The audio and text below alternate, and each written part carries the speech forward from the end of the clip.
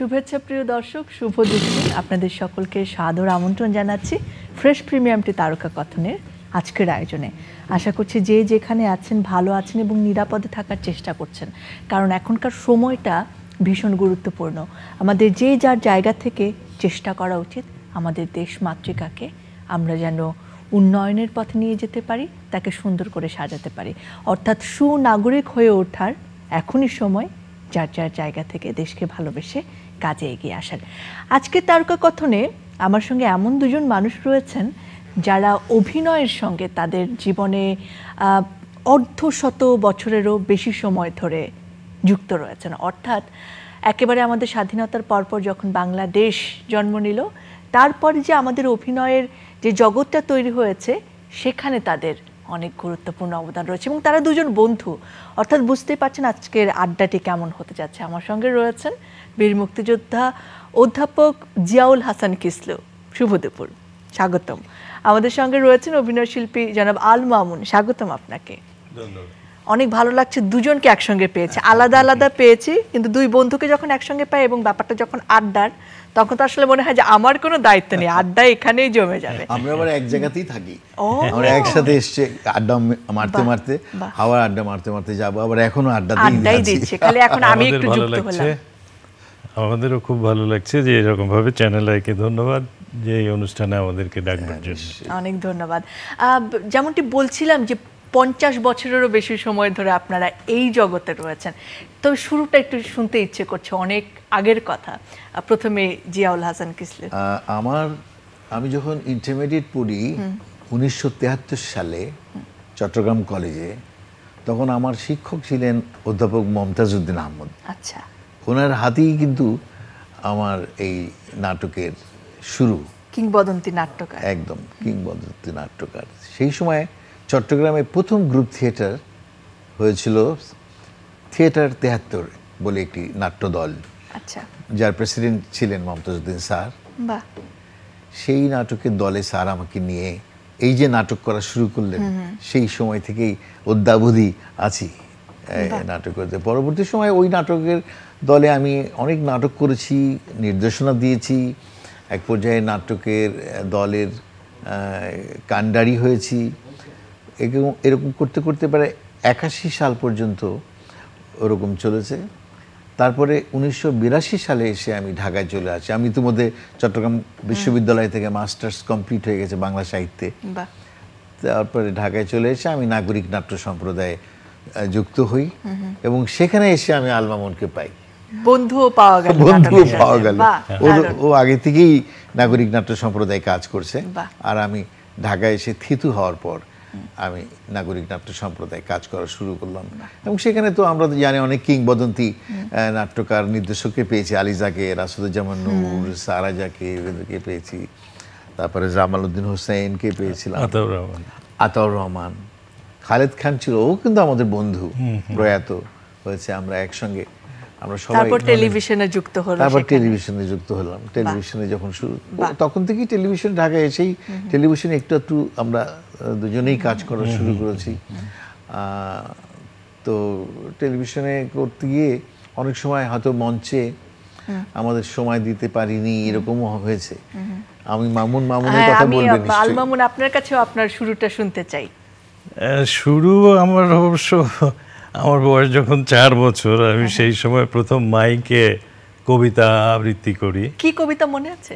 হ্যাঁ আছে, নজরুলের উপরে লেখা একটা কবিতা।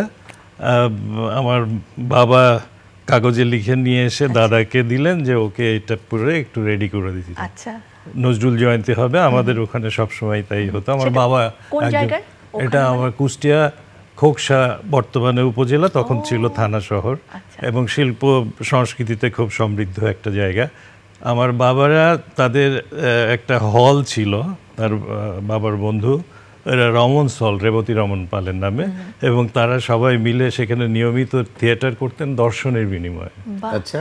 4 আনা টিকিট ছিল, 8 আনা টিকিট ছিল, 1 টাকা সামনে চেয়ার, এরকম। তো সেইখান থেকে আমার আর কি নাটকের নাটকের শুরু নয়, মানে ধরো মঞ্চের সাথে বন্ধুতা। শিল্পের প্রতি একটা ধারাবাহিকতা আমার বাবার উত্তরসূরি হিসাবে, প্লাস হচ্ছে যে ওই এনভায়রনমেন্টটা ওইভাবে তৈরি করেছিল। কবিতাটা ছিল এরকম, ভুল হয়ে গেছে বিলকুল আর সব কিছু ভাগ হয়ে গেছে, ভাগ হয়নি কোনো নজরুল। এই ভুলটুকু বেঁচে থাক, বাঙালি বলিতে একজন আছে, দুর্গতি তার ঘুচে যাক। মানে উনি ওই অসুস্থ হবার পরের কবিতা। যাই হোক, এই আমার জীবনের প্রথম 4 বছর বয়সে, সেখান থেকে তারপরে ক্লাস 6-এ যখন পড়ি, তখন কত 10-11 বছর বয়স, তখন প্রথম নাটক ঈশা খাঁ বলে একটা নাটক, সেটা স্কুলে করেছিলাম। আর তারপরে চলে এলাম আমরা সবাই সপরিবারে ঢাকাতে। ঢাকায় আসবার পরে আমি 74 সাল থেকে আমি প্রথমে নাট্যচক্র করতাম। ঠিক ওই সময়টাতে আমি টেলিভিশনে অনেক কাজ করা শুরু করলাম, মহাহামিদের, যেটা আর কি স্পার্টাকাস নাটকে প্রথম কাস্ট হই।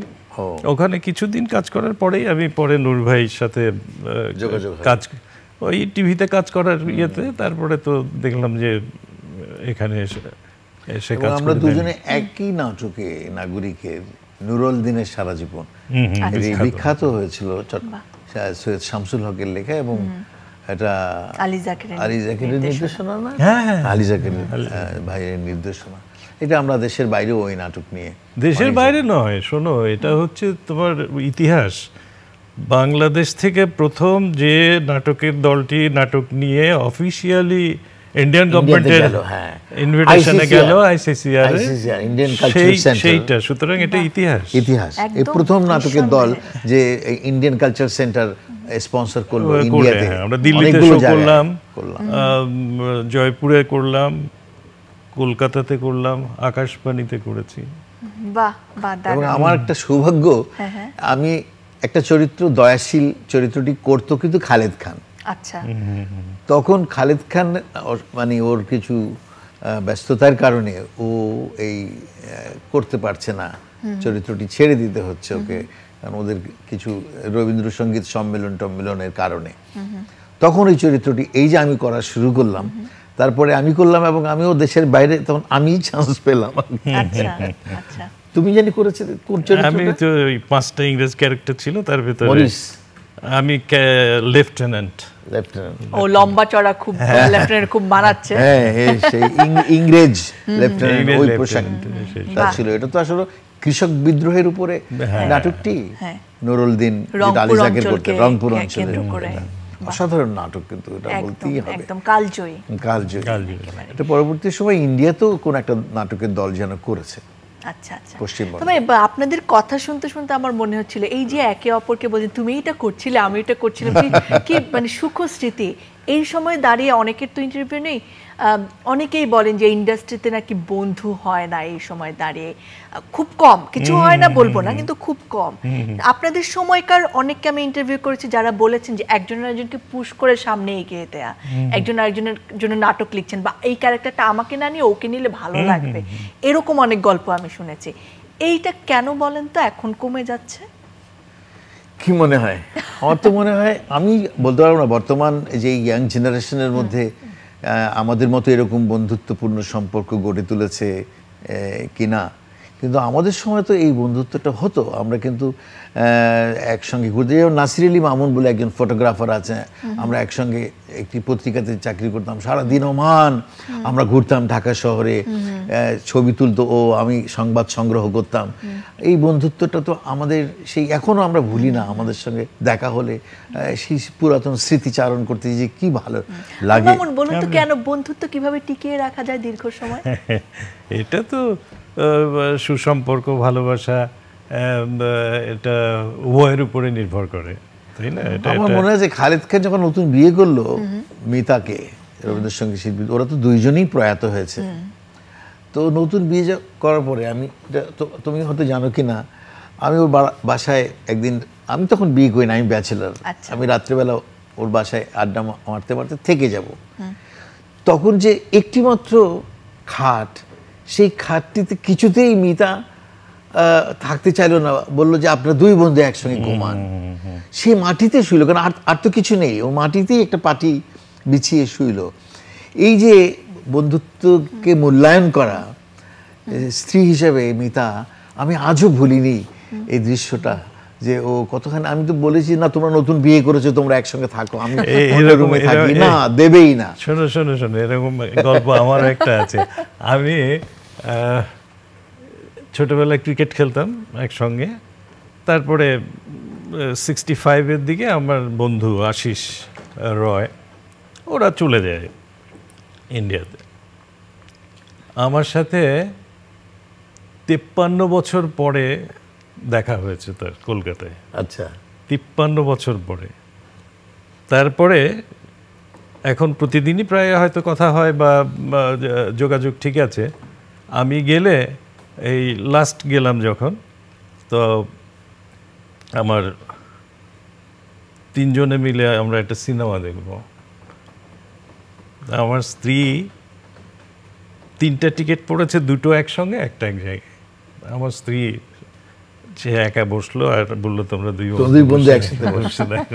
ওর সাথে একদিন আমার হঠাৎ করে কলকাতায় দেখা, আচ্ছা, রাস্তায় হাঁটতে তারই মামুন কৃষ্ণ মানে জড়িয়ে ধরে আমরা, মানে বন্ধুত্বের টানে কিনা জানি না, অপ্রত্যাশিত। আমরা কিন্তু জানি না ও যে কলকাতায় গেছে, তাও আমি জানি না, আমি যে কলকাতায়, ও তা জানে না, কিন্তু কি করে দেখা হয়ে গেল ওখানে। এগুলো সবই বন্ধুত্বের টেলিপ্যাথি কাল একটা কোনো বিষয় হতে পারে। আচ্ছা, বন্ধুত্বের কথা রাখো, এবার নাটকের কথা বলো। এই কথা উঠলে তো আর শেষ হওয়ার না, কত স্মৃতি মনে পড়ে যাবে, কত স্মৃতি। আমি ইয়ের নুরুলদিনের তখন লেখা হচ্ছিল, আর সরি সটলু ভাই ইয়ে করলেন না, ওই যে কোপেনিকের ক্যাপ, অসাধারণ একটা নাটক। সটলু ভাই মানে জাকের ভাই, আলী জাকের, আলী জাকের নিকনেমেও ডাকি। মানে নাগরিকে যাওয়ার পরে হয় না, একটা পার্সোনালিটি আর একটা পার্সোনালিটিকে প্রভাবিত করে।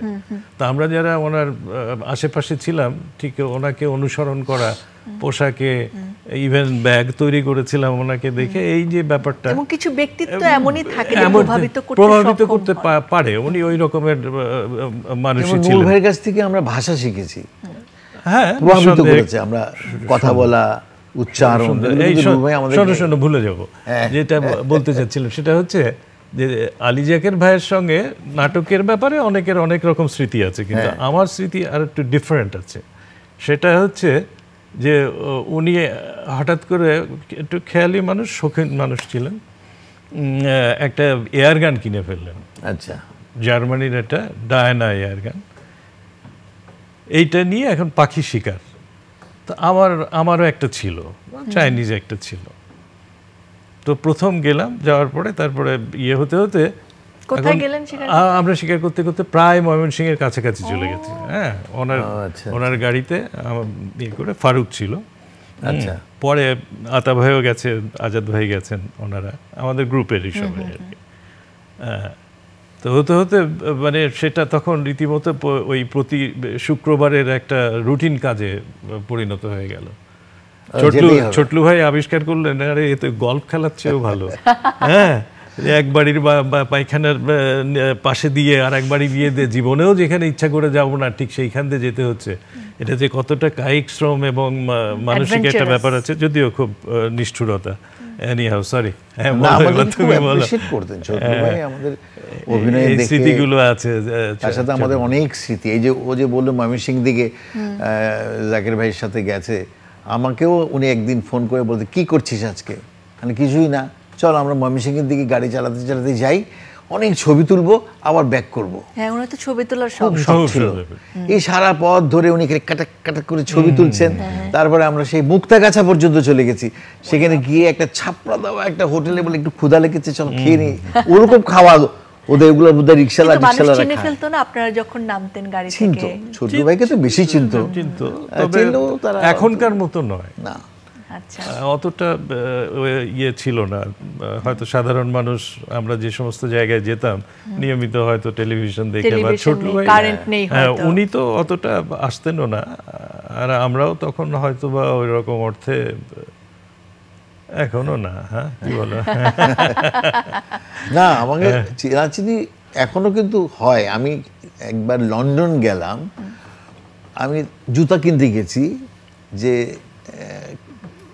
ক্যাশ কাউন্টারে যে বসেছে আমার মনে হলো বাঙালি হতে পারে চেহারাটা দেখে।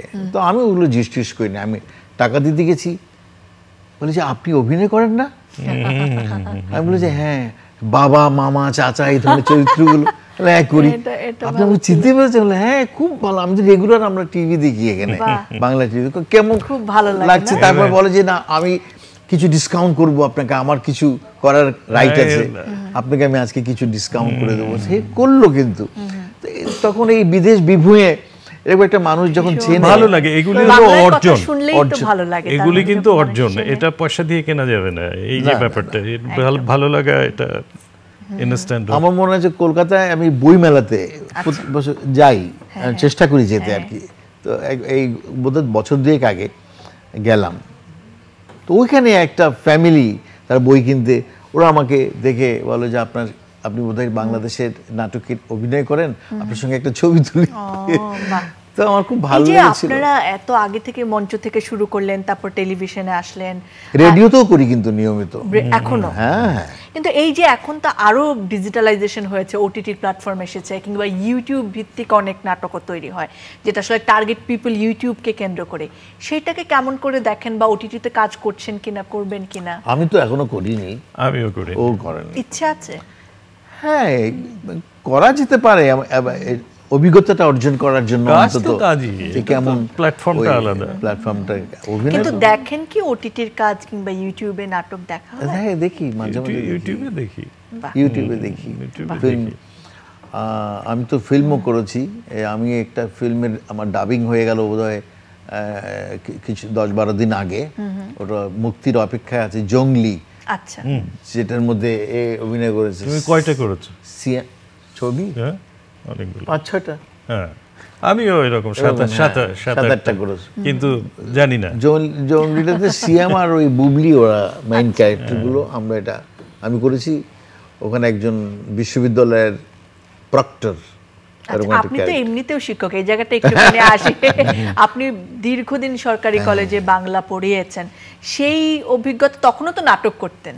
হ্যাঁ হ্যাঁ, তখন স্টুডেন্টরা বলতো না স্যার আপনার নাটক দেখি ভালো লাগে? এমনকি আমাকে এই আইনুন পুতুল বলে একটি মেয়ে, ও আমাকে বাবা ডাকে।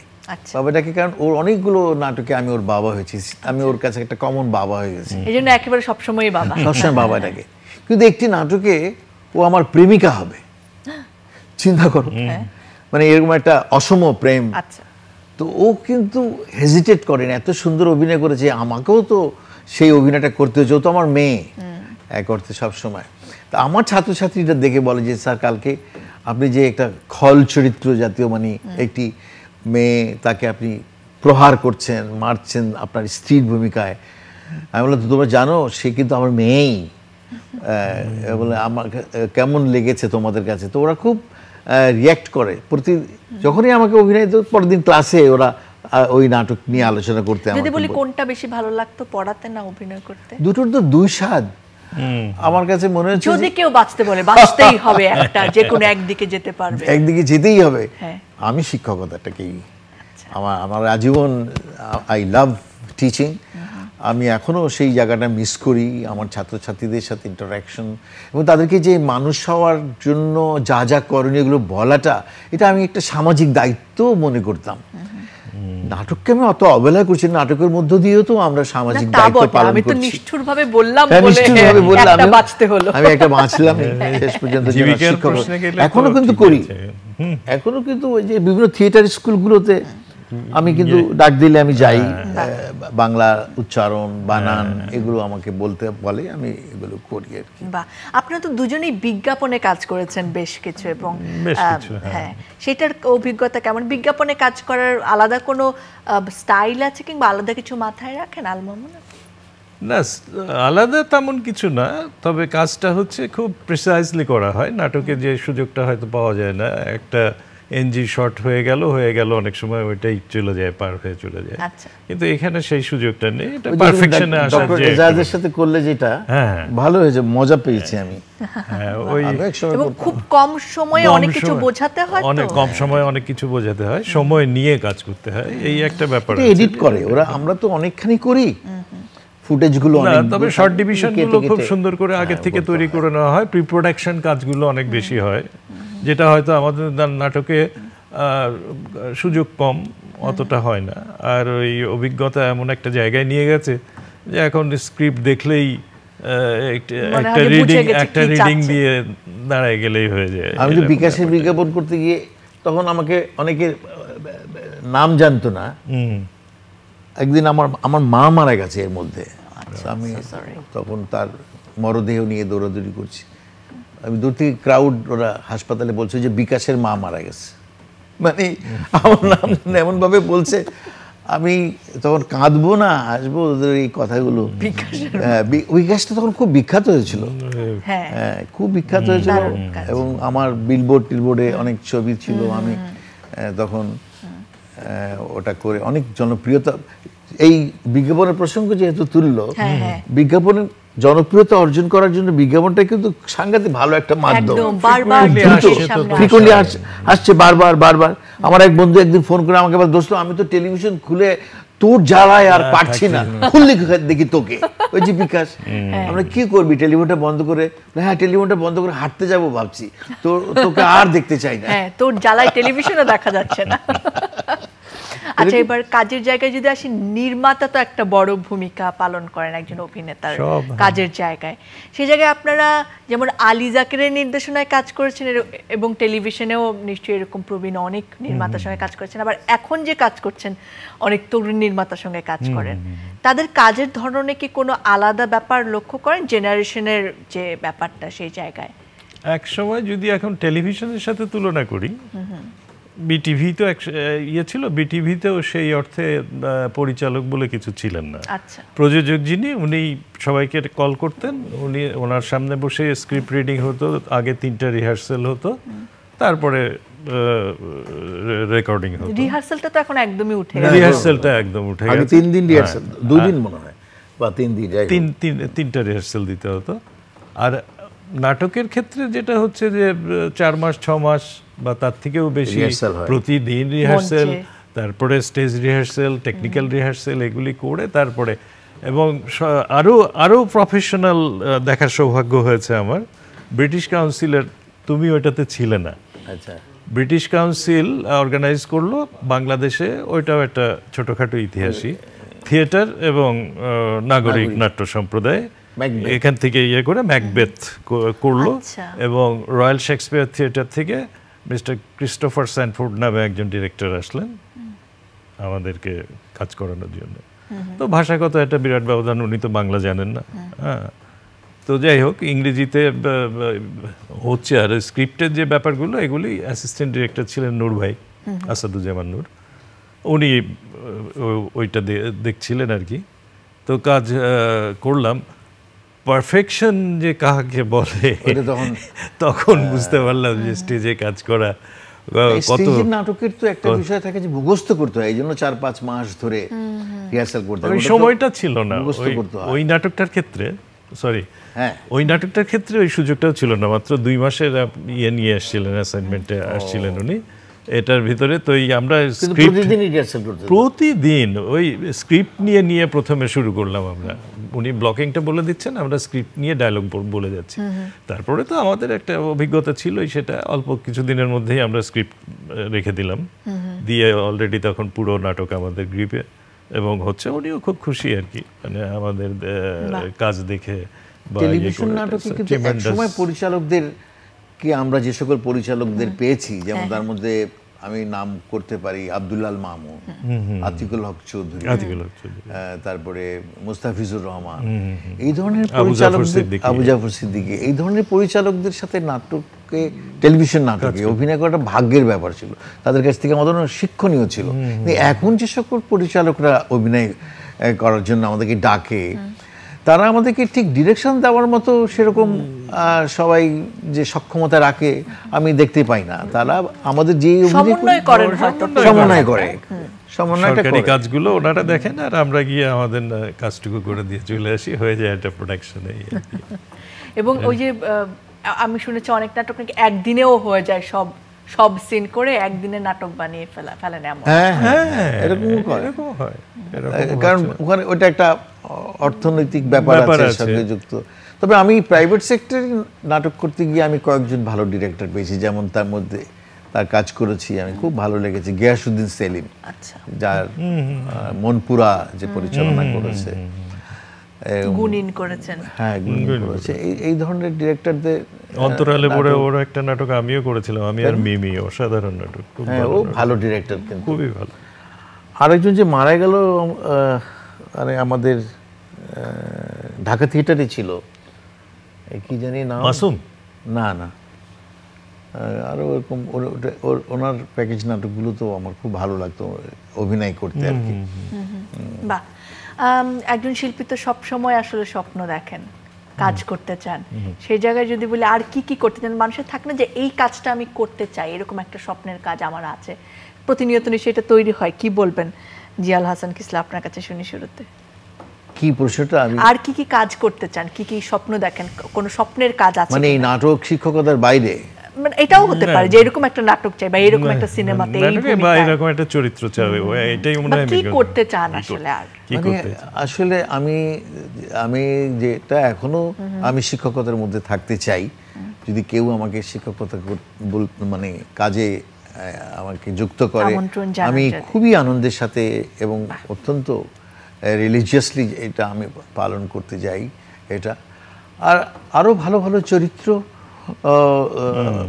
সম্পন্ন আমি নাটক করতে চাই, ফিল্ম করতে চাই, যেখানে আমার চরিত্রটা অনেক বেশি ভালো। আমি কখনো বলছি না যে ছোট চরিত্র বড় চরিত্র, যেটা হুমায়ুন আহমেদের নাটকও কিন্তু করেছি অনেক, সেখানে তার ডিরেকশন খুব ভালো লাগতো।